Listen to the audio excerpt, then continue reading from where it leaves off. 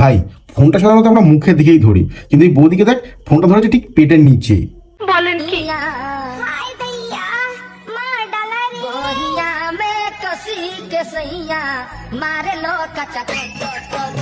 এর থেকে তোমরা কি বুঝলে? কিছু বুঝোনি তো? আরে বাবা, বৌদির কুরকুরানি জেগেছে।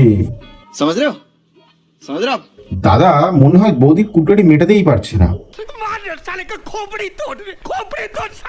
আর শশা বেগুন দিয়ে কাজও হচ্ছে না। আরে ভাই, রাস্তা দিয়ে একটা পাগলা কুত্তা ধরে বৌদি বাড়ি ছেড়ে দিয়ে আয়, একমাত্র পাগলা কুত্তাই পারবে বৌদির এই কুরকুরানি শান্ত করতে।